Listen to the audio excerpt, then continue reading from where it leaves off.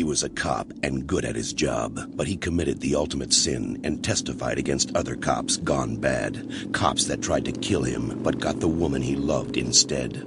Framed for murder, now he prowls the Badlands, an outlaw hunting outlaws, a bounty hunter, a renegade.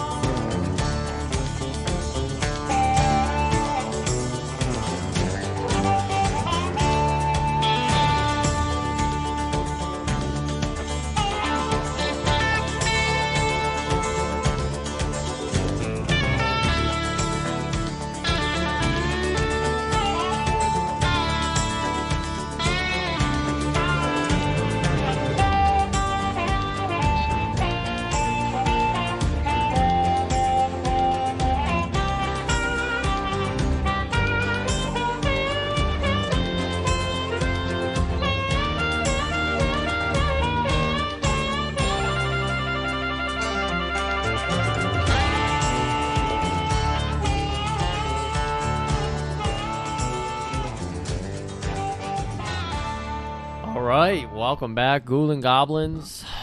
We are ready for Tippy-Tap 16. You heard that sweet southern twang. You know it's time for some fucking Renegade again.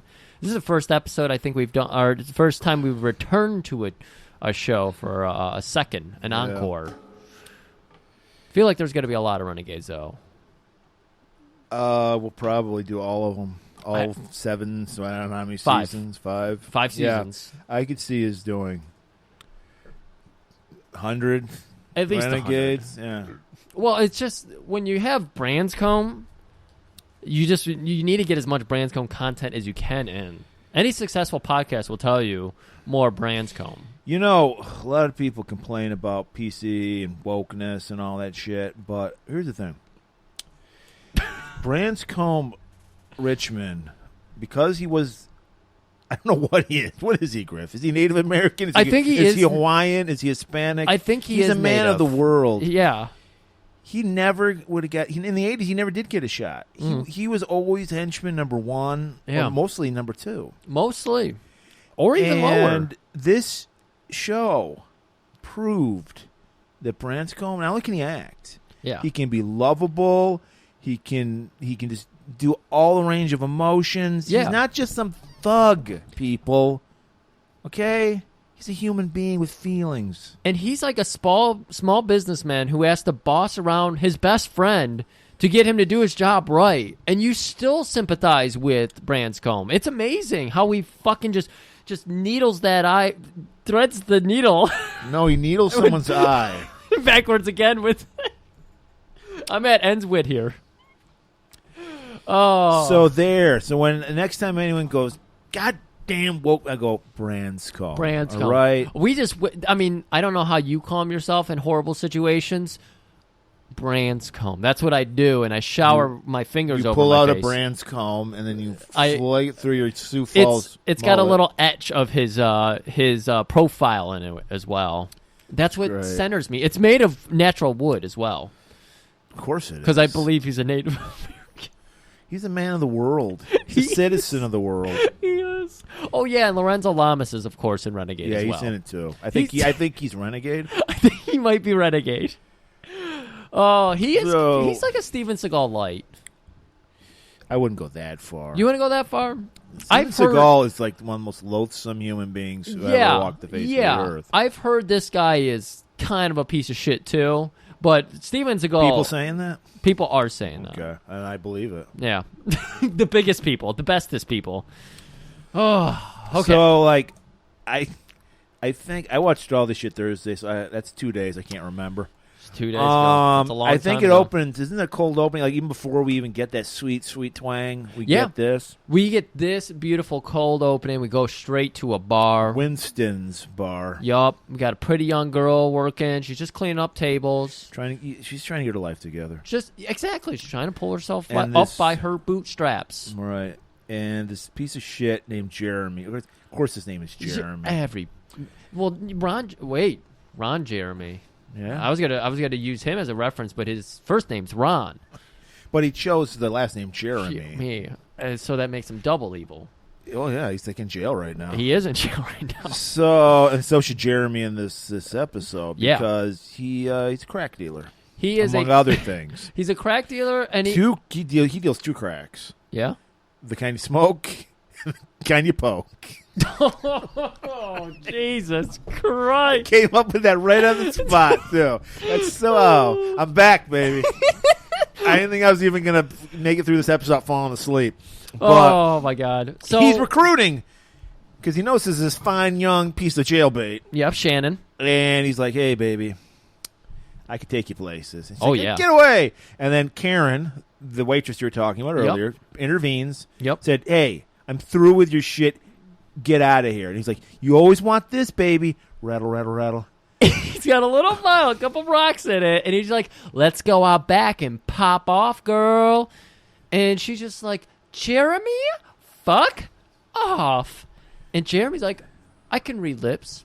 I'll leave, but I'll be back for that crack later." Read the lips when there's actual audio coming out of them. Jeremy's an idiot. That's what we're trying to establish here. Okay. He's also a crack addict. So wait, he actually doesn't look like. You don't get high. He's just he just deals. He's probably doing that. Speed. And so he fucks off. Yep. And we cut to our ladies. It's 2:05. The bar just closed. 2:05. Yep. Bar just closed. So they're gonna, just walk somewhere. They're walking home. Apparently. Sharing a home. Yep. And of course, I thought they were sisters. No, they're just friends. Just friends.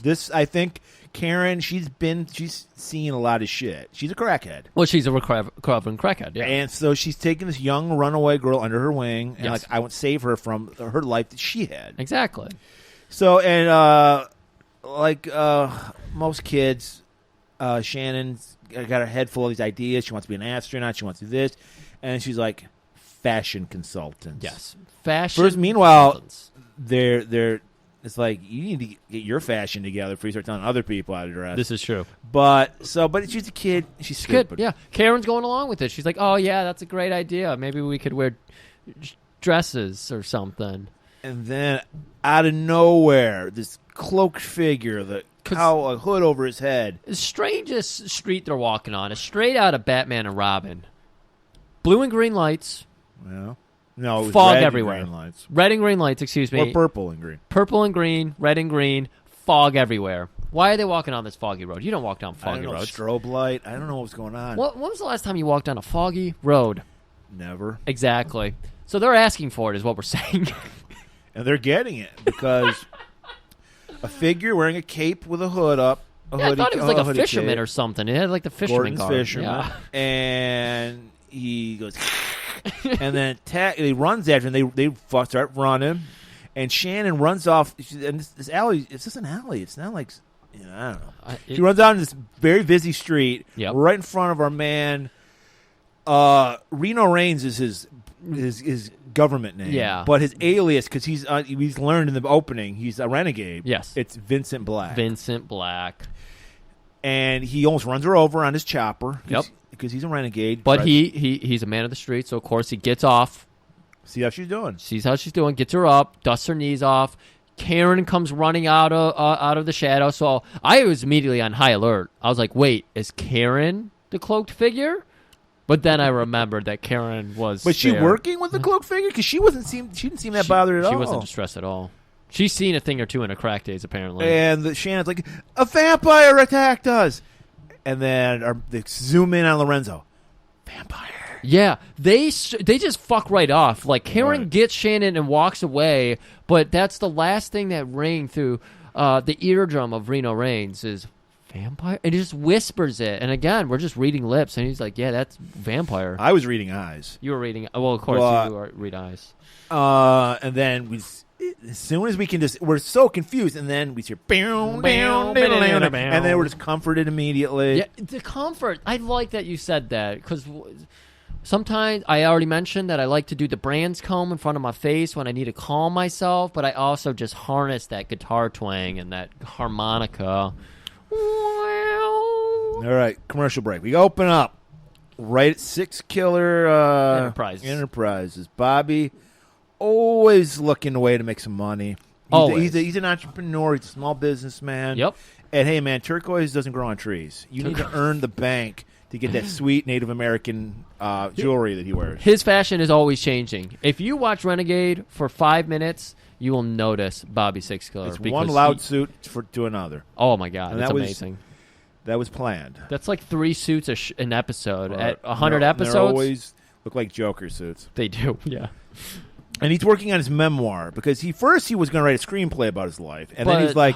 Hollywood rejected that. Yeah, he heard that people love to turn books into movies because people don't like to read. This is the whole problem with the movies today. No one makes an original screenplay. It's always, let's just base it on some book that exists. Right. So he's always thinking, entrepreneur.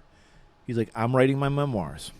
Got to write my memoir. Got to get that turned into a book. Got to get that turned into a movie.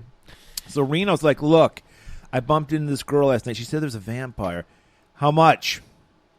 How much? What nothing. What are you talking about? You're out on those streets to make Reno or Six Killer Enterprises some money. How much is this vampire case going to cost us here? I need money. And he's like, nothing. Then we're not doing it. Just fuck off. Who cares? But she said vampire. Vampire? Did you say vampire? And he's like, his eyebrow goes up like the Rock a little. And he's just like, I know all about vampires. My people call them shapeshifters. Yeah. Because he's a Native American. Yeah, me and Grandma used to go around slaying vampires all the time. Grandma Buffy, we used to slay vampires. Man, we went to this one city where we met this strange man who called himself Snow. He had a whole, what do they call it? I don't remember what they call it. He was a shapeshifter himself, I think. But yeah. He was an albino. Great. Albino, thanks. That's the word I was looking for. But yeah, he was out there like vampire hunting too. It was great. We had a good time. You tell me you're afraid of vampires? He's like, that gives me an idea. If I threw a supernatural element into my memoirs, it'll sell more. I'm busy. The muse has inspired me. Do whatever you got to do. I don't care. Just fuck right off. I got to write. So Reno scoffs at Bobby and he takes off. Hits the streets. I love this. He's a man of the streets, so he just always feels the pulse. He knows where he's going to get his next lead from. We get a man of the streets montage. Yep. Where he's talking to some street kids, then some babes on the beach. I don't know what they would know. Did you notice how every time they're introducing a scene where he's on a beach or somewhere where a lady would be wearing a bikini, they would always start right with the camera on their butt and then slowly go up? Well, yeah. How else do you shoot a just good? That's just good for cinematography. And then to show that he cares, he's talking with a hobo. Yep. And he's getting nowhere. And so he's like, where do I go? In a time of need, who would I talk to? And somebody happened to be walking by and like, where do people go that nobody cares about? Yeah. Soup kitchen. Soup kitchen. So he goes to the soup kitchen, meets Father Carl. He looks pretty cool. He's got the fucking dad jeans with his priest, the black shirt tucked in. Yeah. And he's doling out the gruel to all the fucking homeless people.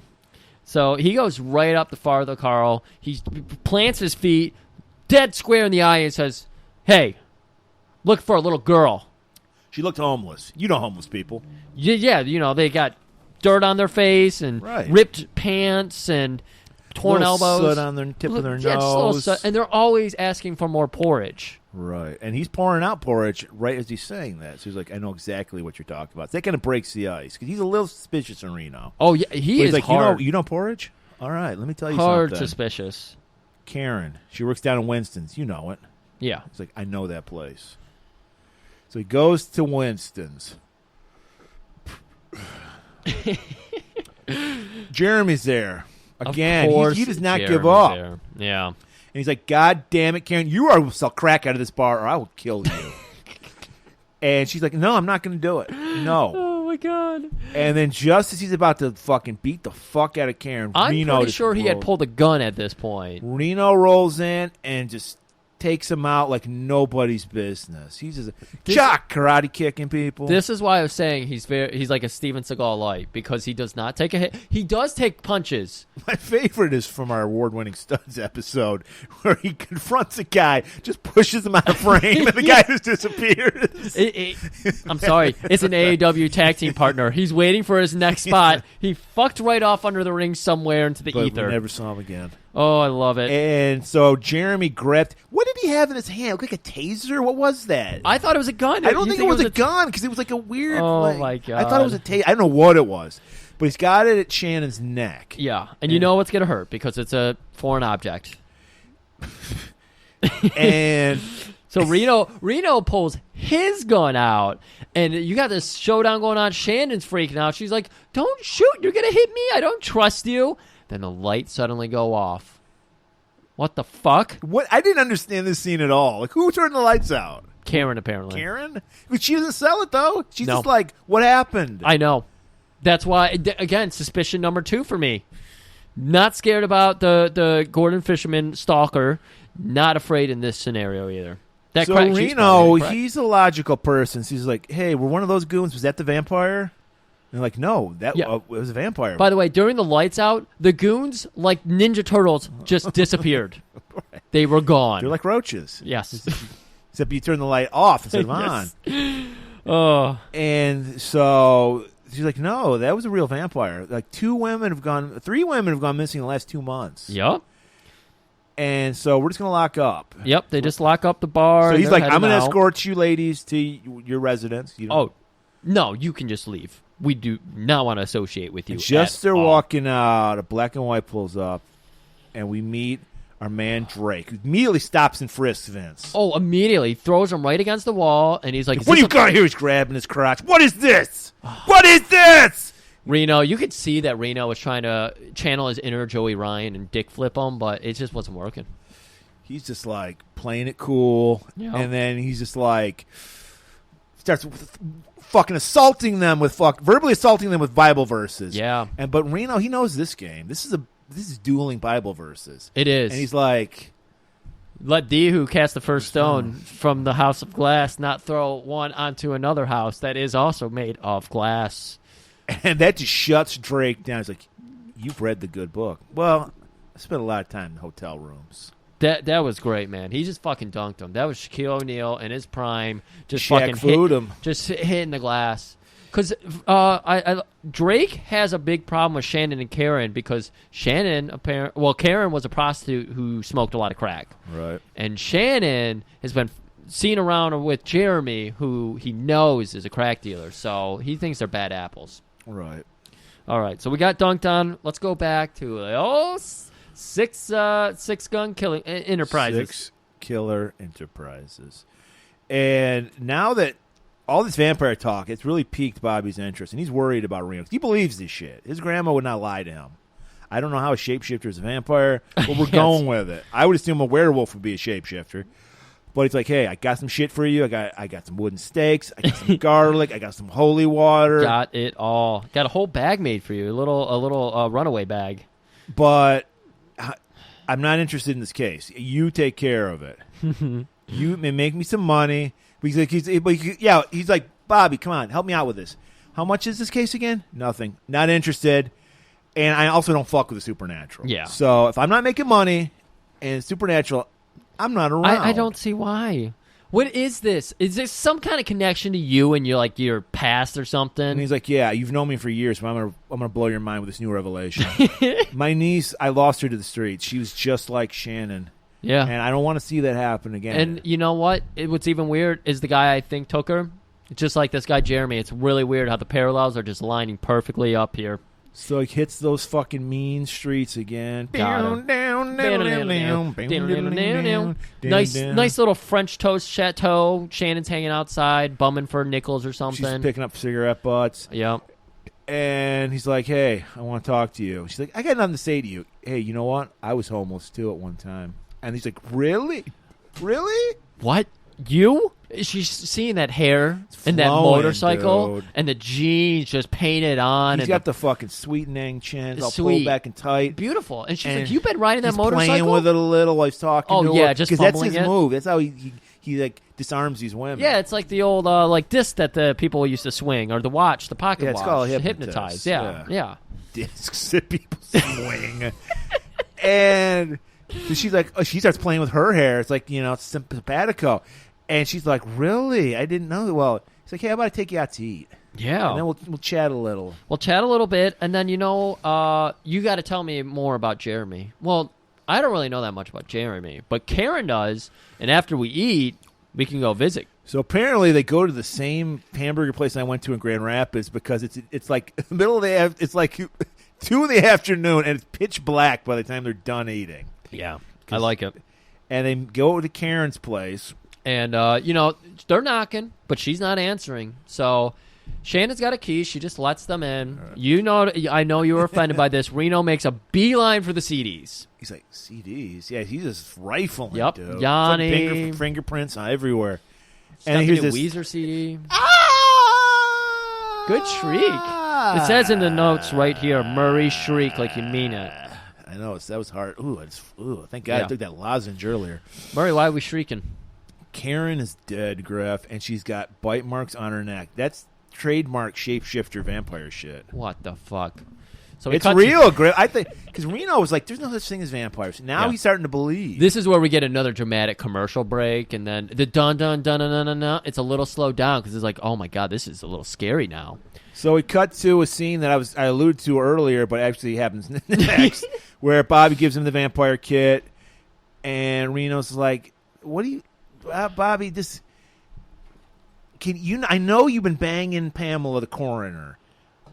Can you please just find out some info about the body? It can't be a vampire. Talk to the coroner. I like this from the Studs episode. We learned Branscombe's taste. Older, with kids, kind of looking, I can't argue that. You're right. Because this young woman who is in the medical field, she's young and she's into him and she's very attractive, and he's just like, have I got to? You're a fucking nerd. It's like, do you even know how to write a good memoir? No. He's like, he's like, come on, you owe me, Bob. He's like, all right, but you got to take me to Hooters. So coming back to Hooters. So she's like, all right, I'll grill the coroner. We'll find out what's going on. So Reno, he goes back to Karen's. See how Shannon's doing. He bailed on Karen's earlier. He immediately found a dead body. He just took it off. Because he can't. She's like, Reno, what are we gonna do? Reno, where are you? The CDs are all scattered on the floor. Took her best Yanni. But because, like the A-team, he cannot be seen by the cops, so that's why he fucked up. So he gets the Karens. Shannon's packing up the rest of like her shit or whatever, mementos. All the CDs into her knapsack. Yes, the rest of the CDs. We see there's a picture of these elderly couple with her. She looks at it longingly and stuffs it into Which, her by the way, Reno was rifling through that earlier in the scene, Yes. too. He did look at that. And she's just ready to leave because this is Karen's place. Yeah. While they're about to walk out, Drake busts in. He's like, John 3:16! And they're like, whoa, slow your roll, Drake. And he's like... He punches Reno in the face. No, he punches him in the stomach. But and Reno no-sells it at all. He goes, and then, and he's like, God damn it. He's like, God judges and he is angry about the wicked every day. Walk! And tells these people to beat it because, as he pointed out, Shannon's name ain't on the lease. Yeah. So get the fuck. This is a crime scene. It is a crime scene. They should not be there. You see all the dusting on those CDs. See the fingerprints pawed all over. Yep. Reno's sweating a little. Looks like I shouldn't have fucking touched it. Yes. He's like, my fingerprints are everywhere in here. He's worried about being seen, yet his traces are everywhere. All right, so let's go to our nice corner dinner date. Oh, this is so good. I love how. So Drake doesn't know who he is, but every other cop would know who he is. I know. Like they're always talk about a guy who's full of himself. Like every cop knows who I am. Yeah, they're like always in backwoods, nowhere places, and every cop somehow knows him. So we cut to the coroner's office. Of course, TV, you always get that takeout Chinese where you eat from the cartons with your chopsticks. Chopsticks, yeah. But one person fumbles with them. Right. It's such a good gag. And of course, she's a coroner. She's gonna be saying all this gross shit. Like, I saw this bloated body and the maggots shot out everywhere. And Bobby's like, ugh. And he's like, why am I talking? I could be banging some MILF somewhere, and I'm talking to this young chick. What's going on? Not so much a MILF, maybe like a MILF. A mom I'd consider fucking. Mom, I don't want to fuck. MILF? So. Oh, God, no. And he's like, yeah, that's interesting and all, but what about that body that just came in? Karen, I think was her name. I was like, you're not going to believe this shit. Before I get into that, let me tell you about this MacGyver killer. Please, tell me about this, because he asks, what's the weirdest death you've seen? He doesn't reveal the vampire thing yet. He's not ready for that. So he's like, right. What is the weirdest thing you've seen? Why? Because he doesn't want to seem like he's weird. Yes. That's a good play, Bobby. Bobby, this dude, he plays poker with 6 cards. He's that good. That's why they call him Six Killer. Yeah. Six Carter. And she's like, well, there was this MacGyver killer. He killed people with paperclip. He's like, that's interesting. What's that over there? It says Karen on it. And she's like, oh, this is the latest victim. This guy, he's killed 4 women in the last 2 months. Always leaves a puncture wound on their neck. But get this, that's not how they die. Their femoral artery in their leg is cut, and they're drained completely of blood. Yeah, and of course, there's no blood at the crime scene. No blood. Not supposed a drop. Crime scene. Not an ounce. It's very good. Very I figured good. a normal artery would be spraying everywhere. But yeah. I just want to point out. He must have some kind of training. Training. Just lodge that one in the old brain. Need to point out about the paperclip killer. Beheaded people with the paperclip. Could happen. That was the whole thing. All right, so let's go back to Reno. He's dropping Shannon off. She actually lives with Father Carl at the soup kitchen church. Yeah, where else is she going to go? He's dropping her off because he wants her to stay there because she'll be safe. They always lock it up at nightfall because they're worried about vampires. So this is 2. No, this is 2 for him. Right. This is 2 for him. So Jeremy's always lurking behind a corner. He knows where Reno's going to be at all times. Yes. And I don't know why, because he gets his ass kicked every single time. Well, Lorenzo needs some fodder. So now Jeremy's got like fucking 5 guys with him. Yep. All got lead pipes. And they're like, hey, what you going to do now, Reno? And Reno's like, hold my vest. He hands this leather vest to Shannon. And then just roundhouse kicks the fuck out of all of them. It was amazing. They don't get one punch in on Reno. Oh, my God. I think they learned their lesson by now. Shannon learned her lesson that she needs to get a little Reno into her life. And so he's trying to, push her into the building, and he's, worried about the safety. Well, he's like, can I see your ID first? Yeah. And he's like, I got enough shit with the law. I mean, I'd like to bang you, but you're 16, 17 years old. Yeah. That's it. You're 17. Oh, damn it. Yeah. I can't do it. She's like, oh, okay. I know how that goes. You're gay, right? No, I don't want to statutory rape. Come on. Yeah. She assumes that he's calling her a slut. He thinks that Renegade is only into the pure girls. Right, and he's just like, no, but you're a young slut. I don't care if you're a slut. It's just you're too young. And so all young girl, get out of my life. All this slut chatter, of course, Carl's probably got a cup to the door listening in on it. Totally does. So he opens the door and he starts hearing slut being thrown around. And he's just like, what are we doing here? Shannon, why don't you go upstairs? I left some clean sheets up there for you.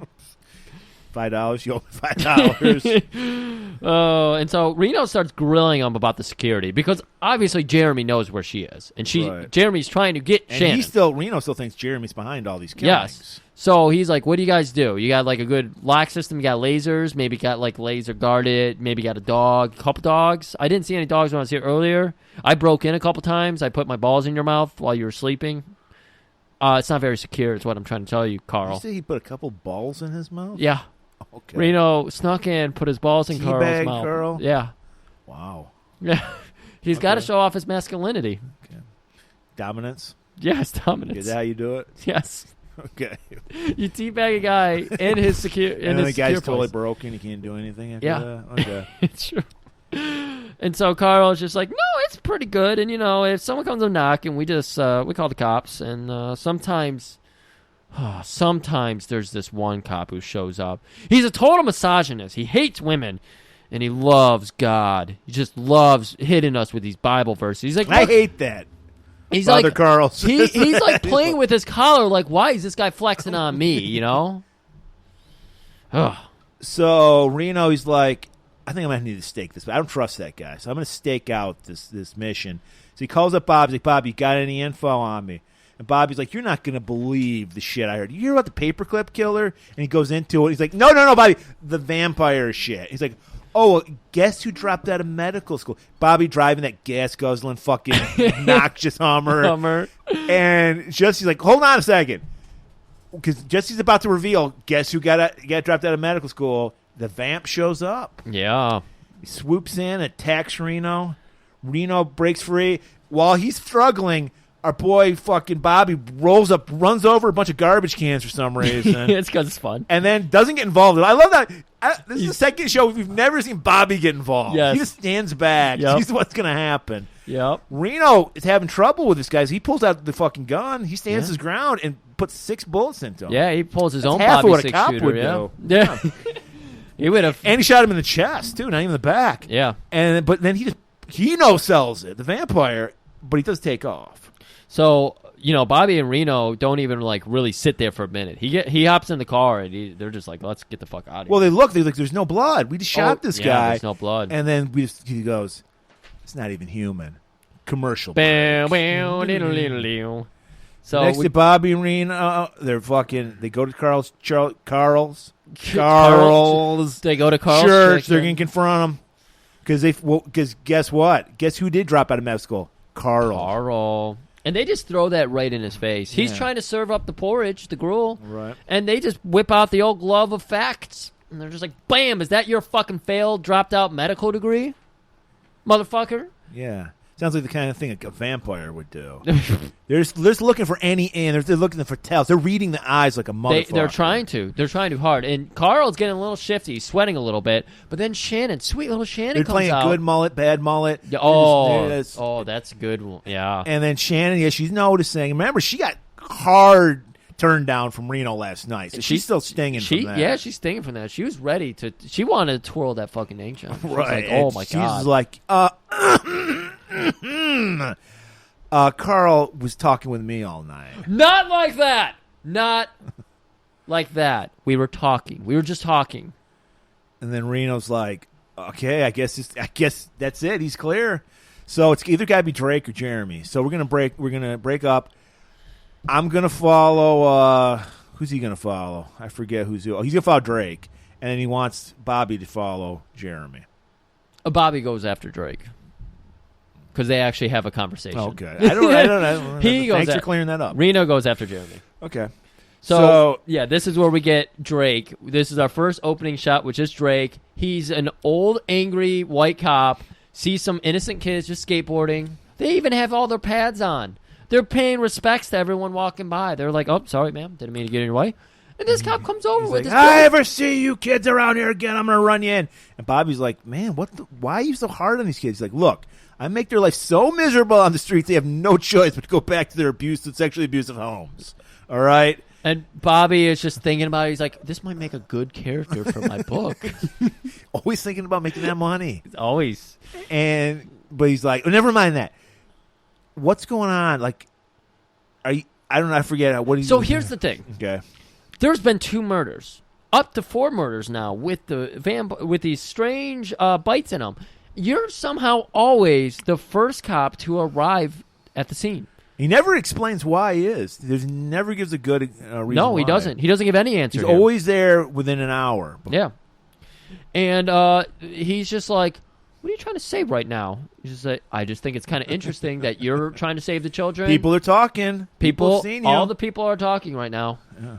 And I'm trying to save the children. You're trying to save the children. So why don't you give us a little information? And you know what? When we get it, we'll give it to you. And Drake is just like, I don't know what any of this is getting at. But yes, 48 hours. Let's work together. Yeah, we'll do that. But you got 48 hours. 48 hours. He's still strict. He's still strict. Okay. So Reno, thank you for fixing this for me. Reno follows Jeremy. And Jeremy has found Shannon. And he's scoping out, I think it's Winston's. And they see it wasn't Winston's yet. She was somewhere else. Okay. She was in front of some other bar. The French Toast Chateau? I think it was the French Toast Chateau. So here's what's interesting. Reno was at the church. Shannon was there. Shannon was on foot and made it to the French Toast Chateau before Reno did on his motorcycle. There's no algebra to be made here. Reno could have been searching the entire city for Jeremy. We don't know how long he's been out there. That's a good point. But yeah, we know he grabs Shannon and forces her into his car, and he's like, "Oh, I got to follow her." So you're right. He follows her to Winston's, and she's like the worst drug dealer. Dude. Anybody want crack? Shaking that vial. Crack for sale. Not the kind you smoke, not the kind you poke. And if you're not into calories, crack light. You got your crack light. And Reno's like, he's just. The face palms. Like, oh my God, she's so bad. I got to stop her. She's embarrassing me. So he just grabs her. What are you doing? Takes her outside. And she's just like, look, Jeremy's making me sell crack. Maybe my ass. I don't know what's going on. And Jeremy hears his name, so he pops up from a fucking garbage can. All of his goons, one was hiding behind a lamppost, but it was like a cartoon, so he was completely hidden, and he somehow emerged from it. One's like holding like a pole from a chain link fence. Yes. It's like, get a bat or something. Oh, and then God. Reno, this is the third time, dude, people. 3 strikes and you're out. Yeah, because Reno just nonchalantly takes them out again. Well, he gets hit again with a barbed wire bat in the ribs. And he does the old Undertaker where he just sits back up. You know, he just turns around. He Hulkamaniacs. He just starts fucking shaking, furious. Takes him out and goes, rest in peace. Oh, my God. So we go back to Bobby. And he gets a call from Pam. She's like, you're not going to believe this. I got some fucking super CSI level bullshit. We can actually get fingerprints off people's neck. So I don't want to explain it. I can't explain it. We do that now. Get over here. You're going to blow your mind I found. This is just so funny to hear in today's age where it's just like, did you get a fingerprint? Like, that's the common thing. And it's like the big reveal of the episode. All right. So the three are together. You can't get fucking fingerprints off someone's neck. That's why it's so stupid. Yeah. So Bobby actually has to go over and pick up Reno, and they pick up Shannon as well. And they drop Shannon back off at the church. Right. So she hears them talk about how they're going to go visit Pam, who's got a big revelation. Right. So everybody gets off at 10 o'clock apparently because Reno's like, "Do you want to hang out in that cemetery over there and party?" Yep. And Bobby's like, "I'd love to dance naked, but but I want to rip on you about vampires because you don't believe." And I'm telling you, vampires are for real. Yeah. And Reno's like, "Get out of here! No, there's no such thing as vampires." Well, you saw that guy you shot, and you shot him. You said it yourself. No blood, and they're just like ribbing each other. And then he's like, "Fuck, it's 10:05. Let's see what the fuck's up with Pamela."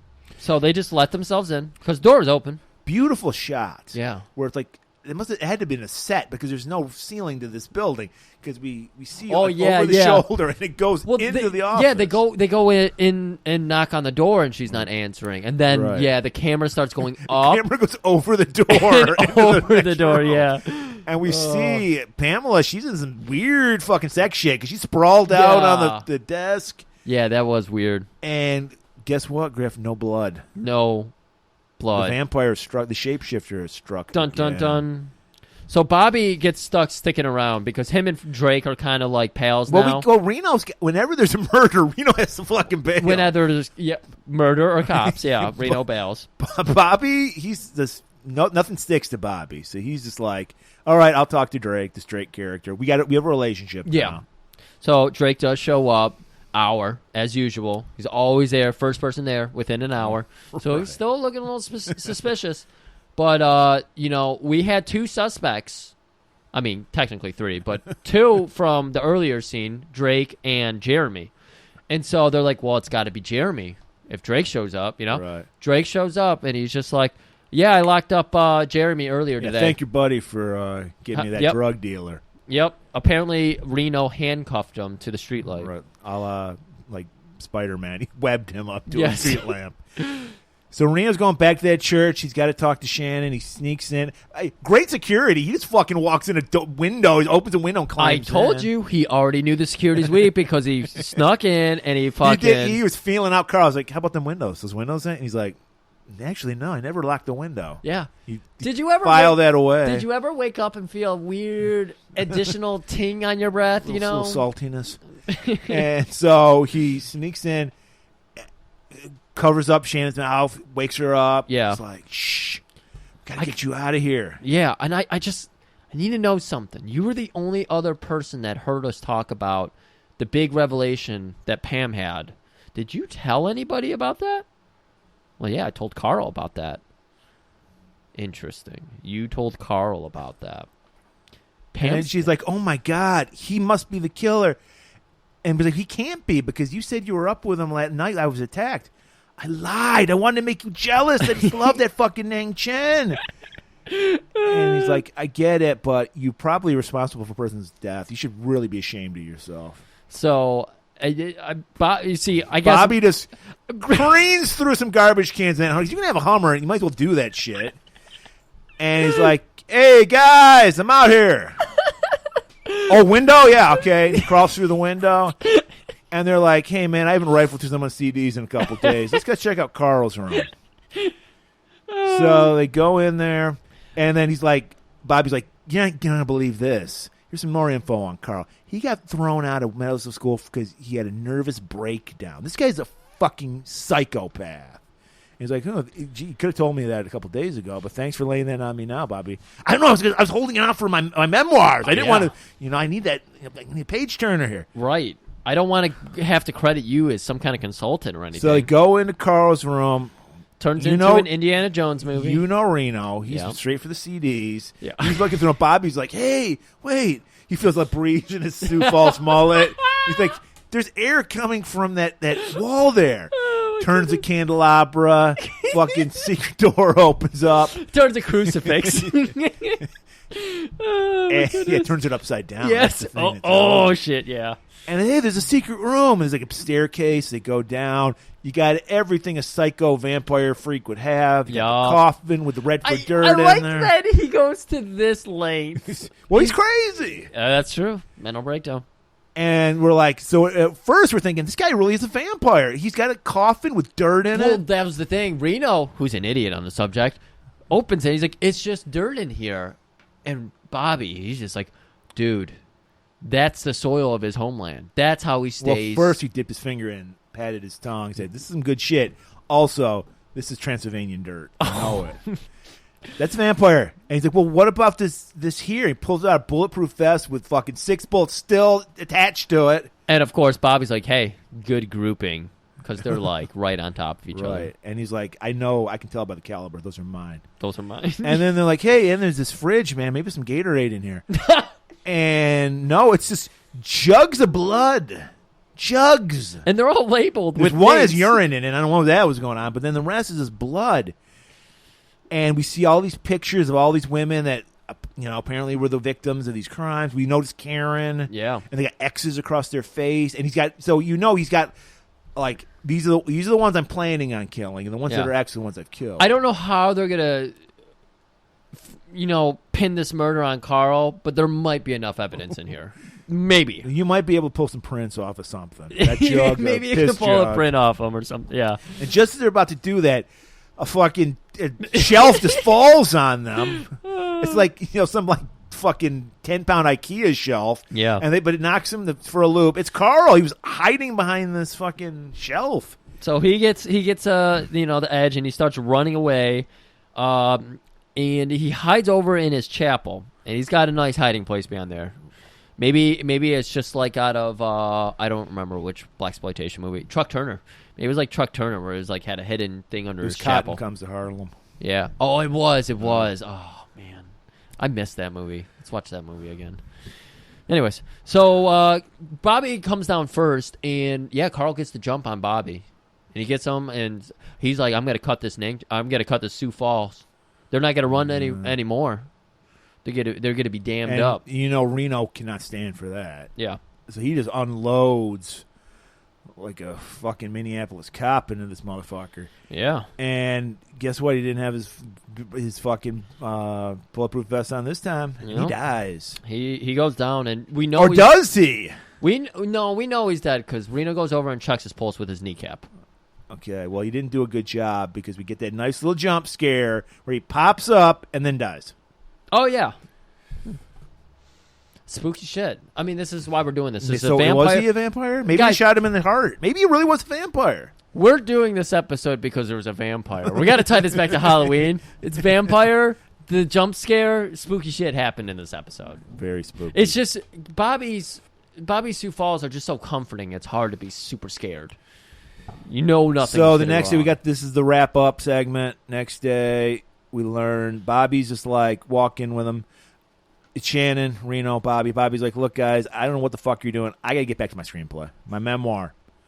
See you later. Nice knowing you later. I'll never forget you, Shannon. Fuck off. Maybe you'll be a character. You did what? You sold your body in crack rocks? Okay, that's the character I'm going to go with. I'll use your full name. And then, much like Peter Parker, a nice elderly couple who were her aunt and uncle show up.